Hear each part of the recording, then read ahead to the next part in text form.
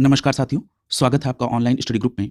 आगामी यूपीपीसीएस प्रारंभिक परीक्षा 2023 के लिए चलाई जा रही स्पेशल श्रृंखला के अंतर्गत आज की क्लास में सामान्य अध्ययन के साथ-साथ करंट अफेयर्स के प्रश्नों को भी कवर कराया जाएगा।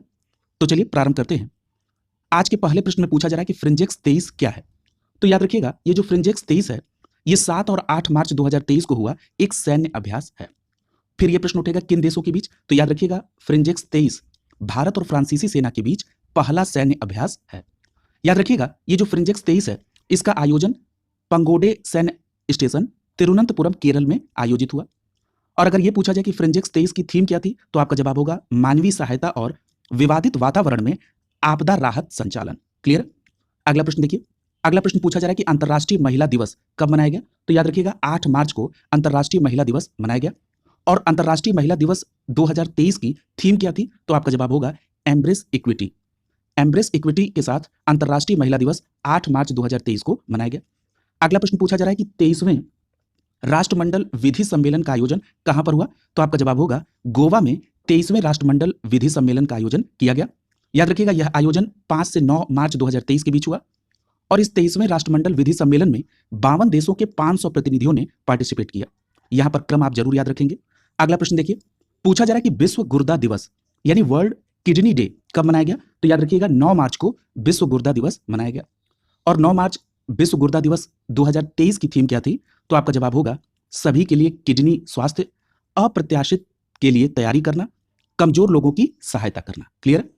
अगला प्रश्न आपसे पूछा जा रहा है कि नागालैंड में मुख्यमंत्री पद की शपथ किसने ली? तो याद रखिएगा नेफ्यू रियो ने 5वीं बार नागालैंड में मुख्यमंत्री पद की शपथ ली है। क्या नाम है इनका? नेफ्यू रियो। अब जरा नागालैंड के बारे में कुछ बातें देख लीजिए। नागालैंड की राजधानी कोहिमा में है। अगर नागालैंड को राज्य के दर्जे की बात करें तो इसे राज्य का दर्जा 1963 में मिला और यहाँ पर 1964 में लोकतांत्रिक सरकार का गठन हुआ। अगर हम इसकी सीमा की बात करें तो नागालैंड की जो सीमा है वो अरुणाचल प्रदेश, मणिपुर और असम राज्य से है। और एक अंतर्राष्ट्रीय सीमा भी है, वो म्यांमार के साथ लगती है। क्लियर है? अगला प्रश्न देखिए, रायसीना संवाद। याद रखिएगा, ये जो रायसीना संवाद है, ये भू राजनीति और भू अर्थशास्त्र पर आधारित भारत का प्रमुख सम्मेलन है। और जो 2023 में रायसीना संवाद हुआ, इसकी थीम क्या थी? उत्तेजना, अनिश्चितता, अशांति, तूफान में प्रकाश स्तंभ। इस थीम के साथ रायसीना संवाद 2023 संपन्न हुआ। अगर हम बात करें इसके आयोजक की, तो याद रखिएगा, अगर आपको केवल मंत्रालय पूछा जाए तब आपका सीधा जवाब होगा विदेश मंत्रालय। और अगर उसमें और ऑप्शन दिए रहें एक साथ, तो याद रखिएगा इस रायसीना संवाद में भारत सरकार, ऑब्जर्वर रिसर्च फाउंडेशन और विदेश मंत्रालय के संयुक्त प्रयास से यह रायसीना संवाद संपन्न होता है। क्लियर? अगला देखिए। अगला प्रश्न पूछा जा रहा है कि अंतर्राष्ट्रीय समुद्री अभ्यास कैटलेस एक्सप्रेस 2023, जिसको शॉर्ट फॉर्म में IMX/CE 23 कहते हैं, इसका आयोजन 26 फरवरी से 16 मार्च 2023 के बीच हुआ। और एक जो सबसे महत्वपूर्ण बात, जो जहां से प्रश्न बनने की पूरी संभावना है कि इस अंतर्राष्ट्रीय समुद्री अभ्यास और कैटलेस एक्सप्रेस 23 में किसने पार्टिसिपेट किया था? तो याद रखिएगा इसमें INS त्रिकंद ने पार्टिसिपेट किया था। याद रखिएगा, ये जो INS त्रिकंद है, इसने नवंबर 2022 में ऑपरेशन सी स्क्वाड 2 में भी पार्टिसिपेट किया था। तो इन दोनों संदर्भ में आप INS त्रिकंद को याद रखेंगे। अगला देखिए। अगला प्रश्न आपसे पूछा जा रहा है कि पहला लेबर 20 यानी L20 सम्मेलन कब और कहां पर हुआ? तो याद रखिएगा 19 से 20 मार्च 2023 के बीच पहला लेबर 20 यानी L20 सम्मेलन आयोजित हुआ पंजाब के अमृतसर में। याद रखिएगा, ये जो L20 सम्मेलन है, ये G20 के तहत विभिन्न सहभागी समूहों में से एक है। क्लियर है? अब यहां पर अगर हम बात करें भारतीय श्रमिक संघ की, तो याद रखिएगा भारतीय श्रमिक संघ की स्थापना 23 जुलाई 1955 को हुई और इसकी स्थापना दंतोपंत ठेंगड़ी के नेतृत्व में भोपाल मध्य प्रदेश में हुई थी। यह भी तथ्य आप इसके साथ कोरिलेट करके याद रखेंगे। अगला प्रश्न देखिए। पूछा जा रहा है कि उच्च समुद्र क्या है? ये जो शब्दावली प्रयोग हो रही है उच्च समुद्र, इसका मतलब क्या है? यानी हाई सीज। याद रखिएगा, राष्ट्रीय जल सीमा के बाहर का क्षेत्र होता है उच्च समुद्र।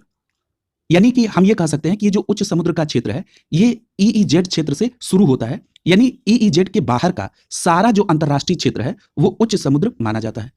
अब यहां पर जो EEZ है, इससे भी कोरिलेट करके आपके ज्योग्राफी में प्रश्न पूछा जाता है। इसका फुल फॉर्म पहले देखिए। इसका फुल फॉर्म होता है एक्सक्लूसिव इकोनॉमिक जोन। अगर हम इसका क्षेत्र देखें तो ये समुद्री तट से 370 किलोमीटर और अगर समुद्री मील में इसकी दूरी देखें तो 200 समुद्री मील तक ये फैला होता है। क्लियर? अगला प्रश्न देखिए। अगला प्रश्न आपसे पूछा जा रहा है कि बीजू पटनायक की जयंती कब मनाई गई? तो याद रखिएगा 5 मार्च को बीजू पटनायक जी की जयंती मनाई गई। इनका जन्म 5 मार्च 1916 को हुआ था। याद रखिएगा बीजू पटनायक साहब उड़ीसा के 2 बार मुख्यमंत्री रहे और भारत की स्वतंत्रता के आंदोलन में भी इनका पार्टिसिपेशन था। क्लियर। अगला प्रश्न देखिए, पूछा जा रहा है कि डिजिटल भुगतान जागरूकता सप्ताह अर्थात DPAW कब मनाया गया? तो याद रखिएगा 6 मार्च से 12 मार्च 2023 तक RBI के द्वारा डिजिटल भुगतान जागरूकता सप्ताह मनाया गया। क्लियर। अब याद रखिएगा, ये जो डिजिटल भुगतान जागरूकता सप्ताह RBI के द्वारा मनाया गया 6 मार्च से 12 मार्च 2023 के बीच, इसमें एक मिशन चलाया गया। उस मिशन का नाम क्या है? तो याद रखिएगा हर भुगतान डिजिटल मिशन। क्लियर। अगला देखिए, अगला प्रश्न आपसे पूछा जा रहा है कि मार्कोनी पुरस्कार 2023 से किसे सम्मानित किया गया? तो याद रखिएगा मार्कोनी पुरस्कार 2023 हरि बाल कृष्णन जी को दिया गया। किसको? हरि बाल कृष्णन जी को। अगला प्रश्न आपसे पूछा जा रहा है कि जो 14वां राष्ट्रीय संस्कृति महोत्सव है, यह कब आयोजित हुआ? तो याद रखिएगा 25 फरवरी से 5 मार्च 2023 के बीच 14वां राष्ट्रीय संस्कृति महोत्सव मनाया गया। अब यह प्रश्न उठता है कि यह महोत्सव कहां मनाया गया? तो याद रखिएगा बीकानेर राजस्थान में 14वां राष्ट्रीय संस्कृति महोत्सव मनाया गया। अगला प्रश्न पूछा जा रहा है कि ताज महोत्सव 2023 की थीम क्या है? तो याद रखिएगा ताज महोत्सव 2023 की थीम विश्व बंधुत्व थी। क्लियर। अगला देखिए, अगला प्रश्न आपसे पूछा जा रहा है कि विश्व का सबसे बड़ा दिव्यांग पार्क, जिसका नाम क्या रखा गया? अनुभूति समावेशी पार्क, ये कहां पर स्टैब्लिश किया जा रहा है? तो याद रखिएगा नागपुर महाराष्ट्र में विश्व का सबसे बड़ा दिव्यांग पार्क अनुभूति समावेशी पार्क स्टैब्लिश किया जा रहा है। अगला प्रश्न पूछा जा रहा है कि नीति आयोग के नए CEO कौन बने हैं? क्लियर। तो याद रखिएगा मुख्य कार्यकारी अधिकारी जो नीति आयोग के हैं वो बने हैं BVR सुब्रमण्यम साहब, BVR सुब्रमण्यम। क्लियर। अगला प्रश्न आपसे पूछा जा रहा है 18वीं विश्व सुरक्षा कांग्रेस के आयोजन के संदर्भ में। तो याद रखिएगा ये जो 18वीं विश्व सुरक्षा कांग्रेस है, इसका आयोजन जयपुर राजस्थान में हुआ। क्रम जरूर याद रखेंगे, ये विश्व सुरक्षा कांग्रेस का क्रम क्या है? 18वां। अगर हम इसके आयोजन की तिथि को देखें तो ये 21 से 23 फरवरी 2023 के बीच हुआ। और ये जो 18वां विश्व सुरक्षा कांग्रेस है, इसका आयोजन किसने किया? तो अंतरराष्ट्रीय रेलवे संघ और भारतीय रेलवे सुरक्षा बल के द्वारा। अगला प्रश्न पूछा जा रहा है कि जो रणजी ट्रॉफी 2023 है, इसमें किसने जीत हासिल की? तो याद रखिएगा रणजी ट्रॉफी 2023 को सौराष्ट्र ने जीता। किसको पराजित करके? तो पश्चिम बंगाल को। बहुत इंपॉर्टेंट प्रश्न है, कई बार यह प्रश्न पूछा गया है। सभी सिलेक्टेड करंट को लिया जा रहा है। यहां पर अगला प्रश्न आपसे पूछा जा रहा है कि जल जन अभियान ये कब और किसके द्वारा प्रारंभ किया गया और कहां? तो याद रखिएगा ये जो जल जन अभियान है, ये 16 फरवरी 2023 को प्रधानमंत्री नरेंद्र मोदी जी के द्वारा प्रारंभ किया गया। और इसका अगर शुभारंभ स्थल देखा जाए तो जल जन अभियान का जो शुभारंभ स्थल है वो है सिरोही, राजस्थान। अगला प्रश्न पूछा जा रहा है कि विक्ट्री सिटी ये उपन्यास किसका है? तो याद रखिएगा विक्ट्री सिटी उपन्यास के लेखक हैं सलमान रुश्दी। इनसे संबंधित जो पुस्तकें या उपन्यास हैं वो अधिकतर पूछी जाती हैं, तो इसको याद रखेंगे। विक्ट्री सिटी उपन्यास के लेखक हैं सलमान रुश्दी। अगला प्रश्न आपसे पूछा जा रहा है ऑपरेशन सद्भावना। याद रखिएगा ये जो ऑपरेशन सद्भावना है, इसका आयोजन स्थल कहां पर है? लद्दाख में। और ऑपरेशन सद्भावना के आयोजक कौन है? तो भारतीय सेना।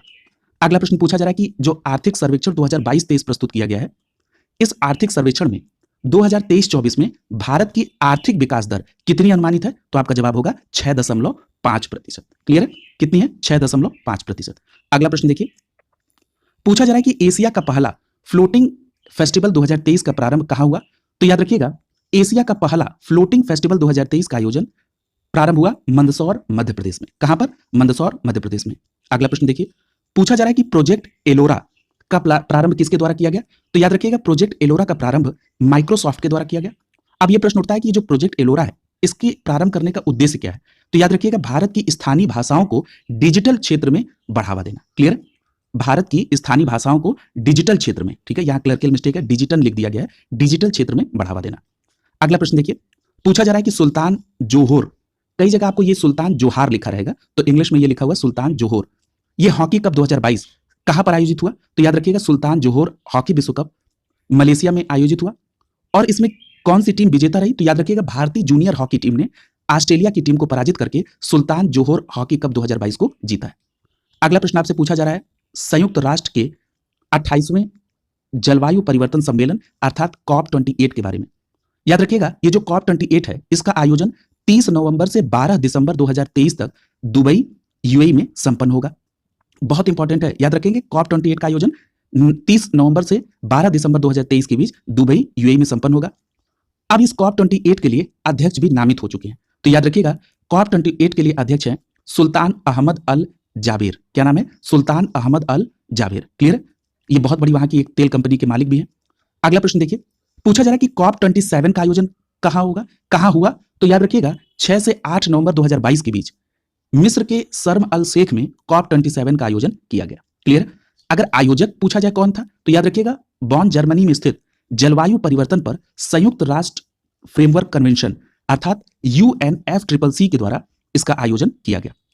अगर पूछा जाए कि COP27 का विषय क्या था, तो लोगों और ग्रह के लिए उद्धार, लोगों और ग्रह के लिए उद्धार के साथ COP27 का आयोजन मिस्र के शर्म अल शेख में आयोजित हुआ। अब हम बात कर लेते हैं, कई बार आपने देखा होगा कि कॉप से संबंधित फुल फॉर्म पूछ लिया जाता है, तो आप सभी को पता भी है कि कॉप का फुल फॉर्म है कॉन्फ्रेंस ऑफ पार्टीज। और यदि यह पूछा जाए कि पहला कॉप सम्मेलन कब हुआ, तो याद रखिएगा 1995 में बर्लिन जर्मनी में पहले कॉप सम्मेलन का आयोजन किया गया। क्लियर? अगला प्रश्न देखिए, पूछा जा रहा है कि विश्व का पहला ग्लोबल पुलिस मेटावर्स लॉन्च किया किसने? तो याद रखिएगा विश्व का पहला ग्लोबल पुलिस मेटावर्स ये लॉन्च किया गया अंतरराष्ट्रीय आपराधिक पुलिस संगठन अर्थात इंटरपोल के द्वारा। अगला प्रश्न पूछा जा रहा है कि जो 18वां एशियाई कप 2023 है ये किसकी मेजबानी में हुआ? तो याद रखिएगा कतर की मेजबानी में 18वां एशियाई कप 2023 का आयोजन किया जाएगा। क्लियर? किसकी मेजबानी में? कतर की। किस क्रम का ये एशियाई कप 2023 है? 18वें क्रम का। अगला प्रश्न देखिए, पूछा जा रहा है कि बुकर पुरस्कार 2022 किसे दिया गया? बहुत इंपॉर्टेंट प्रश्न है। तो याद रखिएगा बुकर पुरस्कार 2022 सेहान करुणा तिलका को दिया गया। किसको? सेहान करुणा तिलका को। और याद रखिएगा ये जो सेहान करुणा तिलका साहब हैं इनका संबंध श्रीलंका से, और इनकी किस पुस्तक के लिए इनको बुकर पुरस्कार मिला? तो याद रखिएगा उस पुस्तक का नाम है 7 moons of Maali Almeida. 7 moons of Maali Almeida. अगला प्रश्न पूछा जा रहा है कि इराक के नए राष्ट्रपति कौन बने हैं? तो याद रखिएगा अब्दुल लतीफ राशिद। अब्दुल लतीफ राशिद इराक के नए राष्ट्रपति बने हैं। अगला प्रश्न पूछा जा रहा है कि भारत का पहला कडावूर स्लेंडर लॉरिस अभयारण्य कहां पर अधिसूचित किया गया? किस राज्य में? तो याद रखिएगा तमिलनाडु राज्य में भारत का पहला कडावूर स्लेंडर लॉरिस अभयारण्य को अधिसूचित किया गया। अगला प्रश्न देखिए, पूछा जा रहा है कि भारत का पहला एल्यूमिनियम माल ढुलाई रैक का उद्घाटन किस स्टेशन पे किया गया? तो याद रखिएगा भुवनेश्वर रेलवे स्टेशन पर भारत का पहला एल्यूमिनियम माल ढुलाई रैक का उद्घाटन किया गया। कहां पर? Bhubaneswar railway station. अगला देखिए, अगला प्रश्न आपसे पूछा जा रहा है कि सन्यासी विद्रोह कब और कहां पर हुआ? तो याद रखिएगा सन्यासी विद्रोह 1763 से 1800 के मध्य बंगाल में हुआ। अब यह प्रश्न उठता है ये जो सन्यासी विद्रोह हुआ ये किस कारण से हुआ? तो याद रखिएगा सन्यासी विद्रोह बंगाल में जब भयंकर अकाल पड़ा उस दौरान भी भू राजस्व की वसूली के विरुद्ध सन्यासियों के द्वारा इस सन्यासी विद्रोह का किया गया। याद रखिएगा अगर यह पूछा जाए कि इस सन्यासी विद्रोह के नेता कौन थे, तो प्रमुख रूप से इसमें आप केना सरकार और दिरजी नारायण का नाम याद रखेंगे। अगला देखिए, अगला प्रश्न आपसे पूछा जा रहा है फकीर विद्रोह। तो याद रखिएगा ये जो फकीर विद्रोह है ये बंगाल में हुआ, और इसका नेतृत्व जो फकीर विद्रोह है इसका नेतृत्व मजबून शाह और चिराग अली के द्वारा किया गया था। क्लियर? अगला प्रश्न देखिए, पूछा जा रहा है कि पागलपंथी विद्रोह कब और कहां पर हुआ? तो याद रखिएगा पागलपंथी विद्रोह 1813 से 31 के बीच बंगाल में हुआ। और पागलपंथी संप्रदाय के संस्थापक कौन थे? तो आपका जवाब होगा करम शाह। क्लियर? अगला देखिए, अगला है रामोसी विद्रोह। देखिए आज की क्लास में जितने भी विद्रोह लिए गए हैं इन सभी विद्रोहों का संबंध बंगाल से है। यहां पर केवल रामोसी विद्रोह एक ऐसा है जो कि महाराष्ट्र से संबंधित है। क्लियर? तो अगर आप इन विद्रोहों को अगर बिल्कुल क्लियर कट याद रखते हैं तो कई बार विद्रोहों से जब प्रश्न पूछे जाते हैं तो ज्यादातर प्रश्न जो है वो मैचिंग में आते हैं, तो आप यहां से उनको कर सकते हैं। याद रखिएगा ये जो रामोसी विद्रोह है ये महाराष्ट्र में लगान की उच्च दर के विरुद्ध किया गया विद्रोह था। रामोसी विद्रोह 1822 से 1826 के बीच हुआ। और रामोसी विद्रोह से संबंधित नेता की बात करें तो इसमें आप चित्तर सिंह और उमा जी का नाम याद रखेंगे। अगला विद्रोह है संथाल विद्रोह। याद रखिएगा संथाल विद्रोह 1855 से 1856 के बीच बंगाल व झारखंड के क्षेत्र में हुआ। और इस संथाल विद्रोह का नेतृत्व सिद्धू, कान्हू, चांद और भैरव ये 4 भाई थे, इनके द्वारा किया गया। अगला जो विद्रोह है वो है पावना विद्रोह। याद रखिएगा पावना विद्रोह 1873 से 76 के मध्य हुआ और कहां पर हुआ? बंगाल में। क्लियर? अगला देखिए, अगला प्रश्न आपसे पूछा जा रहा है कि जीएनपी क्या है? तो याद रखिए सबसे पहले तो जीएनपी का आपको फुल फॉर्म देखना है। इसका फुल फॉर्म होता है इंग्लिश में ग्रॉस नेशनल प्रोडक्ट, हिंदी में इसको कहते हैं सकल राष्ट्रीय उत्पाद। याद रखिएगा ये जो जीएनपी है इसे राष्ट्रीय आय कहा जाता है। क्लियर? अब जरा देखते हैं कि इस राष्ट्रीय आय में क्या क्या कैलकुलेट होता है। तो देश के नागरिकों के द्वारा देश में या बाहर उत्पादित की गई अंतिम वस्तुओं और सेवाओं का जो सकल मूल्य है उसी को जीएनपी अर्थात राष्ट्रीय आय कहा जाता है। क्लियर? एक बार मैं फिर रिपीट कर रहा हूं, देश के नागरिकों के द्वारा देश में या बाहर उत्पादित की गई अंतिम वस्तुओं और सेवाओं का सकल मूल्य राष्ट्रीय आय कहलाता है। अब आइए जरा जीएनपी को कैलकुलेट कैसे करते हैं इसको भी देख लीजिए। यहां पर जीएनपी बराबर होता है GDP plus X minus M. यहां पर जो एक्स है इसका मतलब होता है नागरिकों द्वारा विदेश में अर्जित आय, और जो एम है इसका मतलब है कि विदेशियों के द्वारा देश में अर्जित आय। इसका मतलब आप सीधे सीधे कह सकते हैं जब आप जीएनपी कैलकुलेट करते हैं तो जीडीपी में आप नागरिकों के द्वारा, जो भारत के नागरिक हैं उनके द्वारा जो विदेश में अर्जित आय है उसको ऐड करते हैं, लेकिन विदेशियों के द्वारा जो देश में, अपने देश में जो अर्जित आय है उसको आप माइनस करते हैं, तब आपको जीएनपी की वैल्यू निकलती है। आप ये कह सकते हैं निष्कर्ष के तौर पर कि सकल घरेलू उत्पाद में यानी जीडीपी में शुद्ध विदेशी आय को जोड़ देते हैं तो हमको जीएनपी प्राप्त हो जाता है। अब आपके मन में यह प्रश्न उठ रहा होगा कि सकल घरेलू उत्पाद क्या होता है। तो याद रखिएगा, ये जो सकल घरेलू उत्पाद है इसको शॉर्ट फॉर्म में जीडीपी कहते हैं। किसी वित्तीय वर्ष में देश के उत्पादित अंतिम वस्तुओं और सेवाओं का जो मूल्य होता है उसे जीडीपी कहा जाता है। याद रखिएगा, जीडीपी की गणना में ये कई बार प्रश्न पूछा गया है कि किसे शामिल नहीं किया जाता है। तो यहां पर सीधा फैक्ट आप याद रखेंगे कि जीडीपी की गणना में पूंजीगत लाभ को शामिल नहीं किया जाता है। क्लियर है? अगला प्रश्न देखिए, पूछा जा रहा है कि विश्व में पहला संगठित शेयर बाजार कब और कहां पर लॉन्च किया गया। तो याद रखिएगा 1602 में एम्स्टर्डम, जो कि कहां पर है, नीदरलैंड में, वहां पर विश्व का पहला संगठित शेयर बाजार लॉन्च किया गया। अगला प्रश्न देखिए, पूछा जा रहा है कि काला सोना किसे कहा जाता है। तो याद रखिएगा, काला सोना पेट्रोलियम को, सफेद सोना किसे कहते हैं, कपास को। फिर प्रश्न पूछा जाता है कि गोल्डन फाइबर किसे कहा जाता है। तो याद रखिएगा, जूट को गोल्डन फाइबर कहते हैं। काला हीरा किसे कहते हैं, कोयला को। और अगर पूछा जाए आपसे कि झूठा सोना किसे कहते हैं, तो आयरन पायराइड को झूठा सोना कहा जाता है। क्लियर है? आयरन पायराइड को। अगला देखिए, अगला प्रश्न आपसे पूछा जा रहा है कि इलेक्ट्रॉन के बारे में, कि इलेक्ट्रॉन किस प्रकार का आवेशित कण है। तो याद रखिएगा, इलेक्ट्रॉन जो है ये ऋण आवेशित कण है और इलेक्ट्रॉन की खोज किसने की थी, जे थॉमसन द्वारा। याद रखिएगा, ये जो इलेक्ट्रॉन की खोज है ये कैथोड किरणों से की गई थी। कैथोड किरणों से इलेक्ट्रॉन की खोज जे थॉमसन महोदय के द्वारा की गई थी। याद रखिएगा, ये जो कैथोड किरण है ये इलेक्ट्रॉनों की धाराएं हैं। क्लियर है? तो ये भी आप ध्यान में रखेंगे। अगला है न्यूट्रॉन। याद रखिएगा, जो न्यूट्रॉन है ये विद्युत उदासीन कण है और जो न्यूट्रॉन है इसकी खोज जे चैडविक महोदय ने 1932 में की थी। याद रखिएगा, न्यूट्रॉन की खोज बेरिलियम धातु पर अल्फा कणों के आघात से खोज की गई थी इसकी। और जो न्यूट्रॉन है, इस न्यूट्रॉन का जो द्रव्यमान है वो हाइड्रोजन परमाणु के द्रव्यमान के बराबर होता है। ये भी प्रश्न आपसे पूछा गया है। क्लियर है? तो ध्यान रखेंगे कि जो न्यूट्रॉन का द्रव्यमान है वो हाइड्रोजन परमाणु के द्रव्यमान के बराबर होता है। अगला प्रश्न देखिए, पूछा जा रहा है कि दम घोटू गैस किसे कहते हैं। तो याद रखिएगा, कार्बन मोनोऑक्साइड यानी CO को दम घोटू गैस कहते हैं। याद रखिएगा, ये जो दम घोटू गैस है यानी कार्बन मोनोऑक्साइड, ये गैस सांस के माध्यम से आपके रक्त में पहुंच जाती है और रक्त में उपस्थित हीमोग्लोबिन की ऑक्सीजन वहन क्षमता को क्या कर देती है, कम कर देती है और इसके कारण व्यक्ति की तत्काल मृत्यु भी हो जाती है। अगला प्रश्न आपसे पूछा जा रहा है, यहां पर दम घोटू गैस के संदर्भ में बताया जा रहा है कि जो कार्बन मोनोऑक्साइड है ये कैसे प्राप्त होती है। तो ये पेट्रोल और डीजल के अपूर्ण दहन से ये गैस प्राप्त होती है। क्लियर है?